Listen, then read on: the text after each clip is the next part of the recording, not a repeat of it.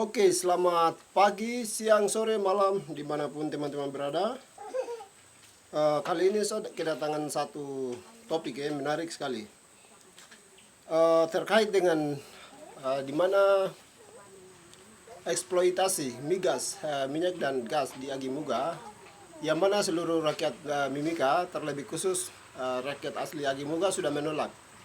Sudah menolak dengan adanya tambang migas yang akan beroperasi di Agimuga. Namun di sini yang menjadi kejanggalan itu ada satu oknum yang mengatasnamakan, ya bisa dikatakan mengatasnamakan, yaitu Johannes Kemong sendiri. Terkait dengan videonya sedang beredar, jadi kita nanti nonton sama-sama. Nanti saya nanti terapkan dia punya link videonya di deskripsi, nanti teman-teman bisa pantau di sana. Mungkin seperti itu ya. Jadi apa yang menjadi sama, kita nonton dulu, kita sambil nonton mau kita bicara. Ini seru, jadi kita nonton Oke, kita sambil nonton baru bicara ya. Kalau tidak nonton nanti tidak terlalu serius, jadi langsung kita dengar dari dia punya kata, daripada nanti saya keluar nanti teman-teman bilang saya hoax dan pencemaran nama baik orang. Jadi kita nonton sekaligus apa yang dia sampaikan sendiri dari Johannes Kemong. Suara saya ini disampaikan kepada Menteri SDM di Jakarta. Ada aspirasi-aspirasi atau demo-demo atau disampaikan di media-media bahwa migas di Kabupaten Mimika, di kampung atau distrik Agimuga itu dikatakan tolak oleh masyarakat Agimuga. Saya salah satu putra asli, kelahiran tali pusat saya ini lahir di Agimuga, kampung tersebut. Maka saya dengan intelektual, dengan tokoh-tokoh masyarakat itu belum bicara. Tidak pernah buang suara, tidak pernah bicara bahwa penolakan. Ini sekelintir orang kelompok, tidak tahu engkau dari mana, siapa yang membiayai mereka. Baru sampai ke atas nama Agimuga, masyarakat demo bilang tolak. Omong kosong. Oke, mungkin sampai di situ dulu. Ya, apa yang tadi disampaikan bahwa dia memang masyarakat Agimuga asli, putra asli Agimuga ya, Pak Johannes Kemong ini. Tapi di sini saya rasa lucu dengan adanya PT Freeport. Apakah masyarakat bukan Agimuga saja tapi Amume Kaboro di Timika apakah sudah sejahtera atau belum? Itu yang jadi pertanyaan. Sehingga jadi kita harus lihat dari contoh-contoh seperti itu. Kalau memang Freeport sudah menjamin masyarakat Amume dan Kaboro di Timika, ya boleh migas juga masuk. Tapi kalau tidak, apa ceritanya begitu? Ini lucu. Jadi jangan satu oknum yang mengatasnamakan bahwa migas boleh masuk dan tidak, itu tidak boleh. Karena begini, kita kalau lihat dari contoh seperti PT Freeport itu masuk bukannya mensejahterakan Amume Kamoro di Timika serta suku Sempan, namun merusak alam, lingkungan serta makanan-makanan yang ya alam dan lingkungan ya. Artinya kita manusia mau konsumsi apa saja itu sudah terkena oleh limbah Thailand. Dampaknya sudah terkena sehingga kita mau konsumsi juga kadang tidak sehat begitu. Konsumsinya kita tidak konsumsi sayur yang sehat, terus ikan-ikan di laut sudah semua hancur. Hancur artinya sudah kena itu limbah Thailand itu, sehingga untuk vitamin juga sudah hilang. Ini yang kita harus lihat dari contoh-contoh seperti ini. Jangan untuk 1-2 orang saja yang ambil jabatan dalam bidang PT Freeport dan lain-lain serta sehingga mengatasnamakan banyak orang itu tidak boleh. Karena contoh sudah jelas, jadi saya tidak usah lewat panjang. Contoh kecil yang bukan kecil, ini contoh besar sekali yang kita bisa ambil dari PT Freeport.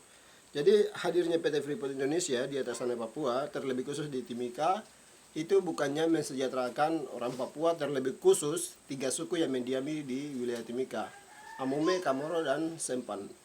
Ini kita harus lihat. Jadi contoh-contoh seperti ini itu yang menjadi pengalaman untuk ke depan. Jadi migas itu tidak boleh masuk di Agimuga, itu tidak boleh sekali. Nanti kalau masuk itu double itu, karena PT Freeport punya Thailand dibuang ke laut sehingga laut sudah tercemar dan sekitarnya sudah tercemar oleh limbah Thailand tersebut. Jika migas beroperasi di Agimuga lebih hancur nanti. Mungkin seperti itu yang saya bisa sampaikan. Kita lanjut. Kami mendukung pemerintah kalau memang itu migas ada ya silakan masuk dan terima karena itu adalah pendapatan asli dari PAD Kabupaten Mimika Timur yang akan dibentuk, yang sudah dimekarkan dan sudah ada di registrasi. Ini lucu ambisi. Jadi begini, untuk Kabupaten Mimika Timur itu juga seharusnya kepentingan dari pemekaran Kabupaten Mimika Timur itu untuk kepentingan migas. Jadi kepentingan migas yang mereka mekarkan kabupaten baru sehingga ada oknum-oknum yang mengatasnamakan. Jadi begini, kalau kita lihat dari contoh-contoh untuk besok tahun 2024 yang mana akan menjadi tahun pesta demokrasi terbesar di Indonesia, terlebih di Indonesia, itu di mana suatu wilayah pemekaran seperti provinsi, terus kabupaten, kecamatan, itu nanti orang yang bakal calon dia nanti setengah mati untuk mengeluarkan biaya yang memang cukup besar. Namun hari ini negara sudah petakan mana-mana yang nanti akan menjabat satu tempat. Kenapa saya bilang begitu? Karena ini seperti begini, ada oknum-oknum tertentu yang bersusah payah untuk bukan bersusah payah, tapi berjuang keras untuk kepentingan negara. Jadi negara bilang oke, sekarang nanti besok kau akan jadi bupati di situ. Nanti hasil dari situ nanti kita bagi sama. Seperti begitu. Jadi untuk besok pesta demokrasi ini, tolong untuk bakal calon jangan terlalu banyak berlebihan untuk keluarkan uang karena negara sudah sudah petakan sendiri bahwa nanti yang di Timika siapa, di Nabire siapa, terus di Intan Jaya siapa, pokoknya di seluruh Papua ini negara sudah ini untuk kepentingan negara itu karena banyak hasil bumi yang memang akan beroperasi. Hadirnya 4 wilayah DOP ini itu untuk adanya operasi investasi besar-besaran di atas tanah Papua. Karena kita lihat dari beberapa masyarakat adat yang menolak adanya investasi-investasi di atas tanahnya sendiri, seperti kita lihat dari suku Moi di Sorong, terus kita lihat dari Merauke yaitu perusahaan kelapa sawit, terus di Timika sendiri adanya perusahaan migas. Jadi untuk besok pesta demokrasi ini sudah orang-orang yang bicara seperti begini, ini yang sudah negara sudah pisahkan untuk dia sendiri yang memegang suatu kursi birokrasi. Mungkin seperti begitu. Kita lanjut lagi. Di Prolegnas, kabupaten itu punya hasil pendapatan daerah untuk membangun distrik tertua zaman Belanda. Kayimuga itu zaman Belanda, distrik tertua.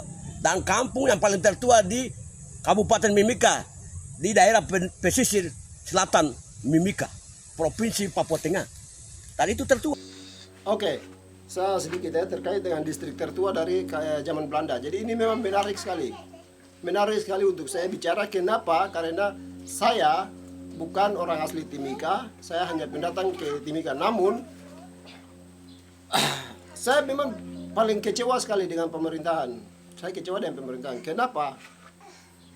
Saya sendiri sudah kajian ya, bukan kajian tapi saya pengabdian masyarakat ke Agimuga sendiri beserta teman-teman saya, teman-teman mahasiswa. Kita ke sana, itu kasihan sekali, sangat menyedihkan lihat situasi setempat. Kenapa saya bilang begitu? Bicara distrik tertua, namun lucu. Begini, kita kalau lihat, kecuali di Agimuga itu sendiri sudah ada jaringan, atau mungkin jangankan jaringan terlalu besar, lampu saja. Lampu kalau sudah ada ya boleh. Kita bicara Agimuga ini memang besar, dia punya kecamatan, terus kecamatan tertua zaman Belanda, memang betul.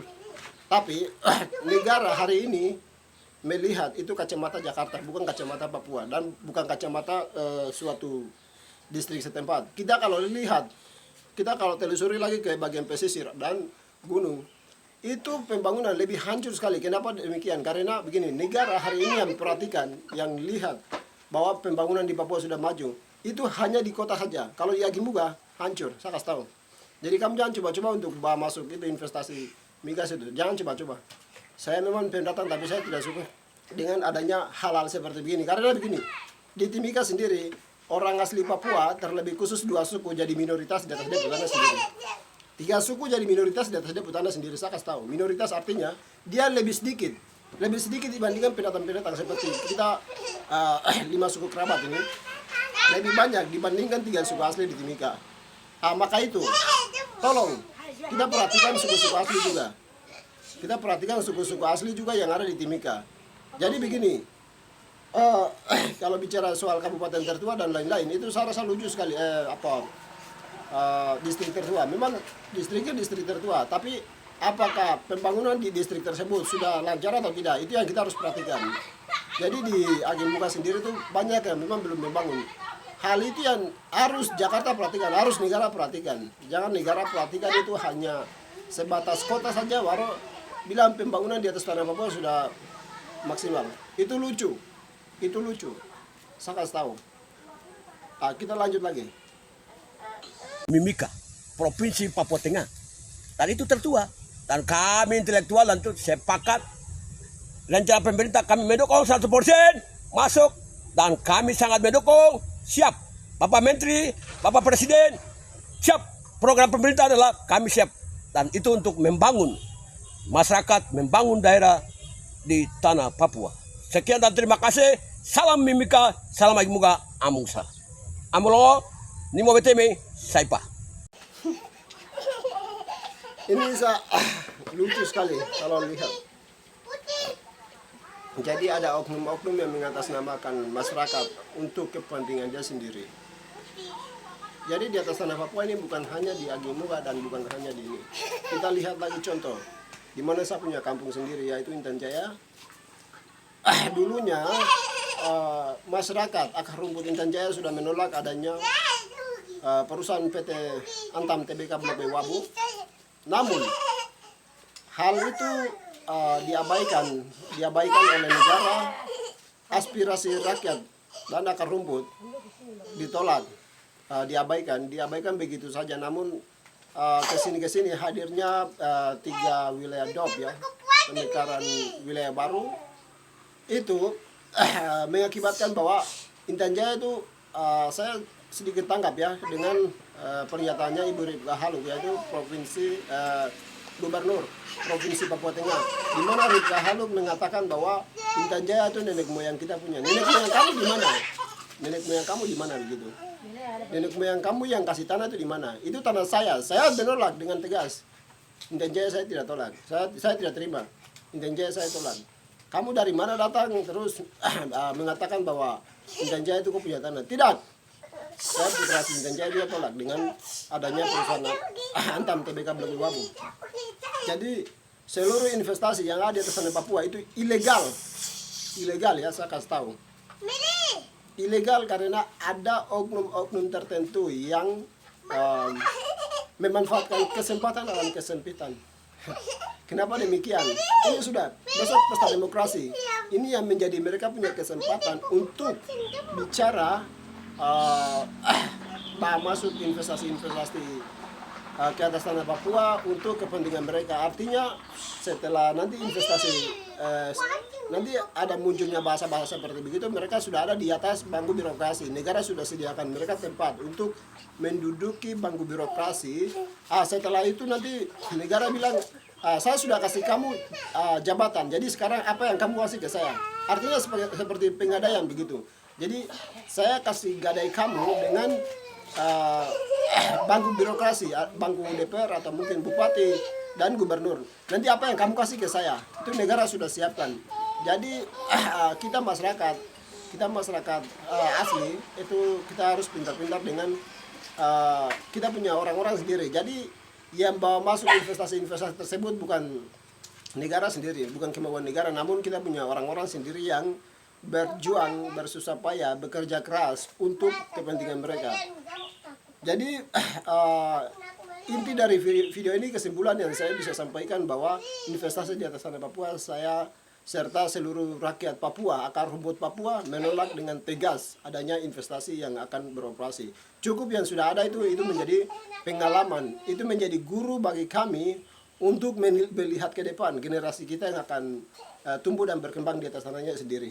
Sekian dan terima kasih. Shalom, salam sejahtera, dan selamat pagi, siang, sore, dan malam buat semua. God bless you God, and See you, bye-bye. Request juga buat teman-teman konten apa yang saya akan buat. Terus satu lagi teman-teman bisa terapkan komentar di kolom komentar agar keluhan-keluhan yang teman-teman rasakan itu seperti apa, nanti teman-teman bisa taruh di kolom komentar. Dan jangan lupa like, komen, dan subscribe Sapu channel. God bless you. See you. Goodbye.